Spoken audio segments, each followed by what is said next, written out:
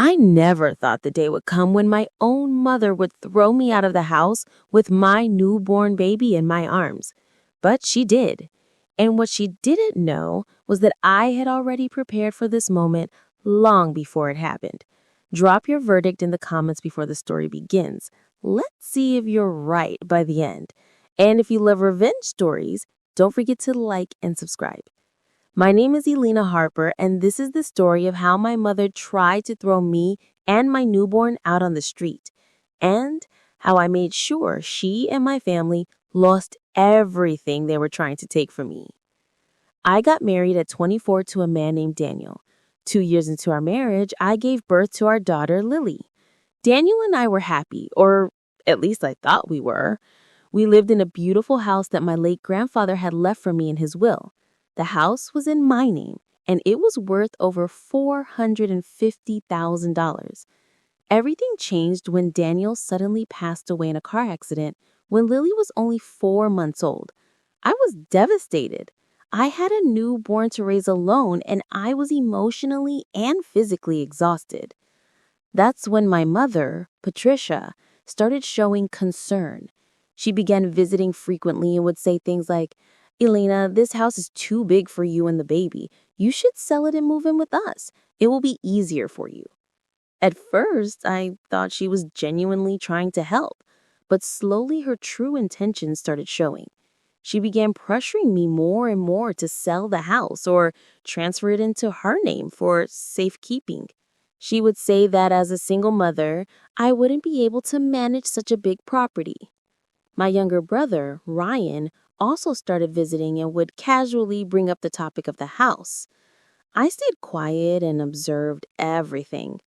One evening, when Lily was 6 months old, my mother came to the house with my brother. She sat me down and said in a firm voice, "Elena, I've made a decision. You and the baby will move in with us. This house is too much for you to handle alone. We're putting it up for sale.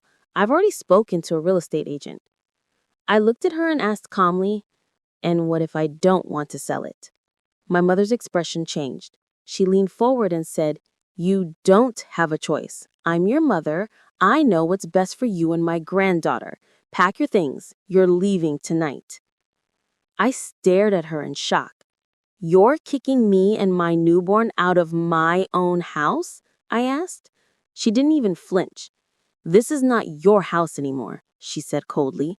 "It's family property now, and since you clearly can't manage it, I'm taking control." My brother stood behind her with his arms crossed, not saying a word. I looked at both of them and felt something break inside me. But instead of crying or begging, I did something they didn't expect. I picked up Lily, grabbed my bag, and walked toward the door. Before leaving, I turned around and looked at my mother. "You'll regret this," I said quietly. She laughed. "Regret what? Throwing you out? You should be thanking me." I didn't reply. I just walked out of the house with my baby in my arms. What my mother didn't know was that 2 weeks before this happened, I had already taken a very important step.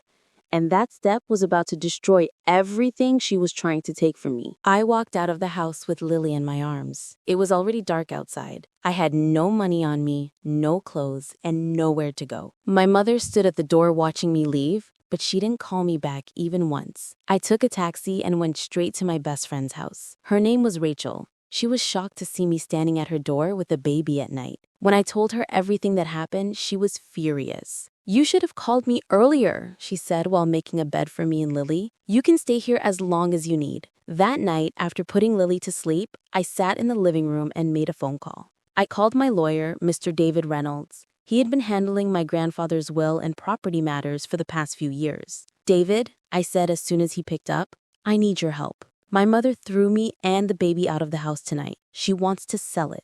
There was a short pause on the other end. "Elena," he replied calmly, "do you remember what we did 2 weeks ago?" I closed my eyes and took a deep breath. "Yes," I said, "I remember." 2 weeks before my mother threw me out, I had gone to David's office. I was already sensing that my family was planning something, so I asked him to transfer the house into a trust under Lily's name. The trust was airtight. Neither I nor anyone else could sell the house without Lily's consent once she turned 18. Until then, I was only the trustee. I had done this quietly. I didn't tell anyone, not even Rachel. Now, sitting in her living room, I told David everything that had happened.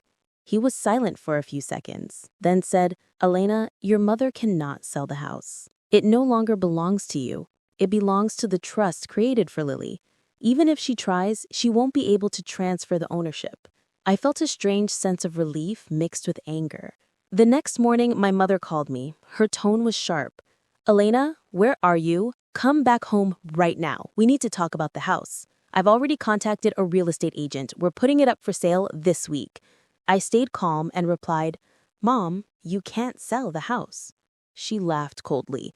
"Don't be ridiculous. Of course I can. You left, remember? This house is family property now." "No, Mom," I said. "It's not. 2 weeks ago, I transferred the house into a trust under Lily's name. You can't sell it. You can't touch it. It's no longer yours to decide." There was a long silence on the other end. Then my mother's voice changed. It became low and angry. "What did you just say?"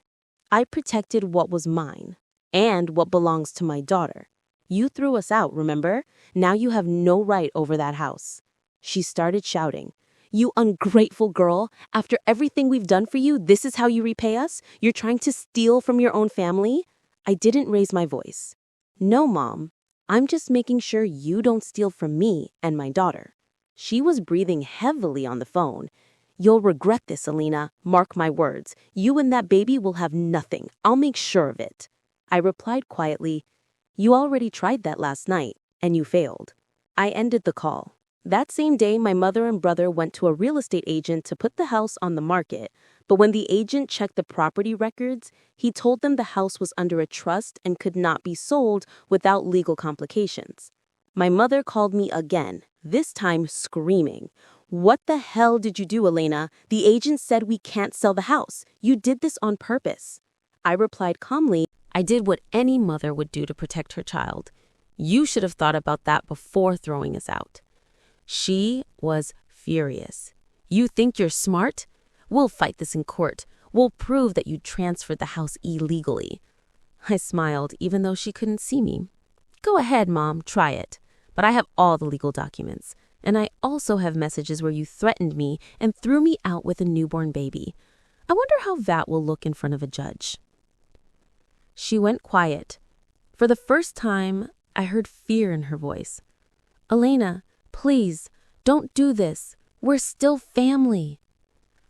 I looked at Lily sleeping peacefully beside me and replied, "No, Mom, we stopped being family the moment you chose to throw me and my daughter out on the street." I ended the call. That night, as I watched Lily sleep, I realized something. They thought they were taking everything from me, but I had already taken everything from them before they even made their move. After I ended the call with my mother, I knew this was far from over. She was not the type of woman who accepted defeat easily. And just as I expected, she didn't stay quiet. 2 days later, I received a legal notice from a lawyer hired by my mother and brother. They were challenging the trust I had created for Lily.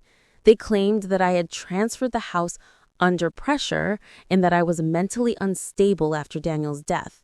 They even tried to get a court order to freeze the property. I handed the notice to my lawyer, David. He read it and smiled. "They're desperate," he said. "This case has no strong grounds. You created the trust 2 weeks before they threw you out. All the paperwork is clean. We can fight this easily." And we did. Over the next 6 weeks, my mother and brother tried everything. They sent me emotional messages, tried to guilt trip me through relatives, and even spread rumors in the family that I had stolen the house. But none of it worked. The court dismissed their case within 2 months. The trust remained valid, and the house stayed under Lily's name. My mother and brother were ordered to pay the legal costs as well. That was the final blow. After losing the case, my mother completely stopped contacting me. My brother, on the other hand, tried one last time. He came to Rachel's house one evening and asked to speak with me. When I came outside, he looked defeated. "Elena," he said, "Mama's not doing well. She's been stressed and depressed ever since the court case. Can't you just give us something? Even a small portion of the house. We're family." I looked at him and replied calmly, "Ryan, when I was thrown out of the house with my newborn in the middle of the night, none of you cared about family. You only remembered that word when you started losing. I'm done." He stood there for a few seconds, then turned around and left without saying anything else. A few months later, I heard through a distant relative that my mother had put the old family house up for sale. She was struggling financially because my father's pension wasn't enough and my brother was also going through a rough patch.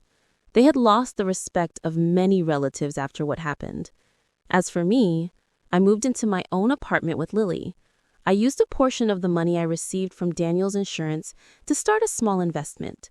Slowly, I began rebuilding my life. Today, Lily is 2 years old.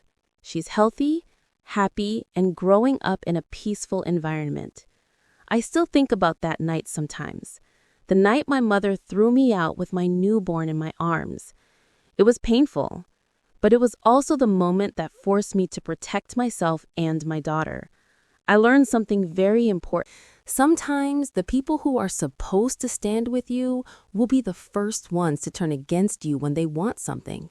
And when that happens, you don't have to keep proving your worth or begging for their love. You have every right to protect what is yours, even if it means standing against your own family.